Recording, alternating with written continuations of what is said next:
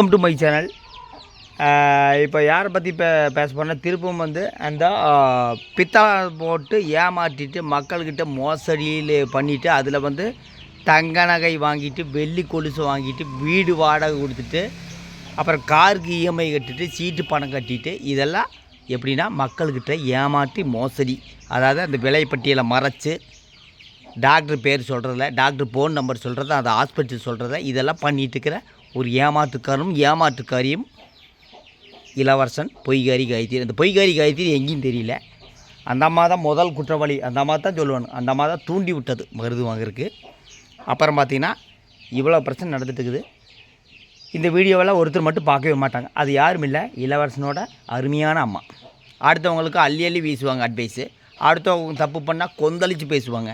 அடுத்தவங்க எங்கேயாச்சும் அநியாயம் நடந்தால் தட்டி கேட்குறதுல முன்னிலை. ஆனால் பையன் லட்சக்கணக்கில் மோசடி பண்ணிகிட்டு இருக்கிறது.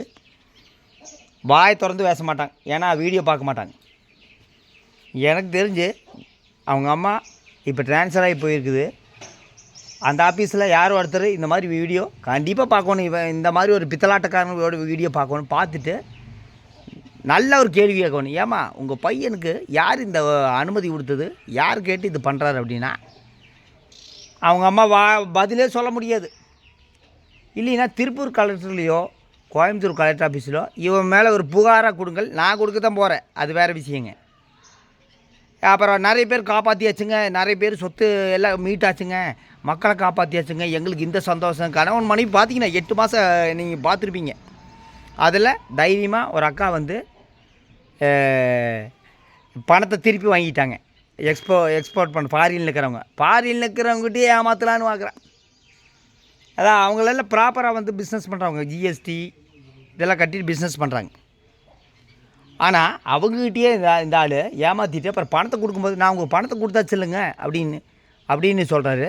ஆனால் அவங்களே வாட்ஸ்அப்பில் தகாத வார்த்தையில் மெசேஜ் பண்ணிக்கிறது. அதையும் நான் போடுறேன், ஸ்க்ரீன்ஷாட்டில் போடுறேங்க, நீங்கள் பாருங்கள். என்ன காரணம்னா இந்த ஆள் மாதிரி ஒரு பித்தலாட்டக்காரன் நீங்கள் எங்கேயுமே பார்க்க, எந்த யூடியூப்லேயும் நீங்கள் பார்க்க முடியாது. இன்றைக்கி மருந்துமே விற்பனைக்கு வந்துருச்சான்னு கேட்டால் அந்த முட்டாள் மக்களுக்கு அறிவில்லை. யாருக்கிட்ட என்ன வாங்கணும்னு கேட்டு மருந்தெல்லாம் பார்த்தீங்கன்னா டாக்டர்கிட்ட தான் வாங்கணும். இந்த மாதிரி ஒரு ஏமாற்றுக்காரர்கிட்ட நீங்கள் மருந்து வாங்கினீங்கன்னா அப்புறம் இவனை ஏமாற்றாமல் என்ன பண்ணுவாங்க, ஏமாற்றிட்டு நான் வந்து யாரையும் ஏமாற்றலைங்க, நான் நேர்மையாக இருக்கிறேங்க. அதாவது 6000லேருந்து 10,000 ரூபா வரைக்கும் வாங்கியிருக்காரு. 1000 ரூபாய்க்கு எங்கே மருந்து கிடைக்குதுன்னு வேறு வயசுன்னு சொல்கிறாரு. நாங்கள் காட்டுறேன், நான் கூட்டிகிட்டு வரேன் இளவரசா, நான் கூட்டிகிட்டு போகிறேன் உன்னைவே நேராக போ சத்தியமங்கலம் ஹாஸ்பிட்டலில் டாக்டர்கிட்ட ஒரு 4 கேள்வி கேட்குறேன். இந்த மருந்தை எப்படி இந்த ஆளுக்கு கொடுத்தீங்க கேட்டால் லைசன்ஸே வேண்டியது இல்லைங்களாம். அப்போ நீ யார் வேணால் மருந்து விற்கலாம், லைசன்ஸே வேண்டியதில்லைன்னு சொல்லிட்டு நைட்டு உட்காந்துட்டு எத்தனையோ பேர்த்தை காப்பாற்றிட்டாங்க. அது காப்பாற்றினவங்க தான் சொல்லணுங்க, 4 பேர் சொல்லக்கூடாதுங்க. அதாவது இவர் மேலே புகார் ஒரு அக்கா சொல்லியிருக்குது.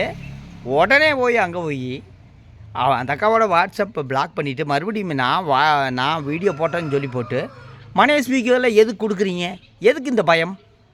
நான் வந்து உண்மை தானே சொன்னேன், பொய் சொல்லல, நான் பேச கிடையாதுங்க. இந்த ஆள் பேசுனது தான் மக்கள்கிட்ட எடுத்துரைத்தேன். அதுக்கு இந்த ஆள் அங்கே போய் மணி ஸ்பீக்கரில் எது கொடுக்குறீங்க, அவனுக்கெல்லாம் பதில், எனக்கு நீ பதில் சொல்ல வேண்டாம் இளவரசா, ஏமாற்றினவங்களுக்கு பதில் சொல்லு. அந்த மருந்தோட விலை 1000 ரூபான்னு எந்த வீடியோலேயே சொல்லியிருக்கிறியா, அந்த மருந்தோட ஃபோட்டோ காட்டியிருக்கிறியா, அந்த மருந்து ஆன்லைன்லேயுமே இந்த ஆள் வாங்கிட்டு இருக்கிறாரு. கேட்டால் ஆன்லைனில் டூப்ளிகேட்டாமா, இந்த ஆள் ஒரிஜினலாமா. நான் இளவரசனுக்கு இன்னும் பகிரங்க சவால் விடுறேன், அவங்க சப்ஸ்கிரைபருக்கும் சவால் விடுறேன், அவங்க சப்ஸ்கிரைபர் விட்டு கொடுக்குறாங்க அவங்களுக்கு சவால் விடுறேன். உங்களுக்கு திராணி இருந்தால், திறமை இருந்தால், நேர்மை இருந்தால் இளவரசங்கிட்ட போய் அண்ணா உங்கள் 8 மாதம் பேங்க் ஸ்டேட்மெண்ட்டு காட்டுங்க, நீங்கள் எவ்வளோ எடுத்துக்கிட்டு பணம் வாங்கிக்கிறீங்கன்னு எங்களுக்கு தெரியணும், நீங்கள் தான் ஏமாத்தலீங்களே, அப்படி போய் கேளுங்க பார்க்கலாம்.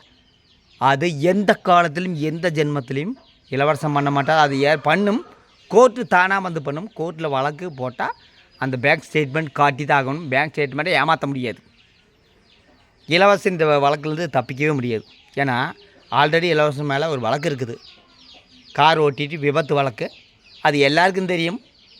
அது எந்த மாதிரி வழக்குன்னு இளவரசனுக்கு நல்லாவே தெரியும். அப்புறம் இதில் வந்து மோசடி வழக்கு, என்னென்ன மோசடி வேணும்னு தெரியுங்க.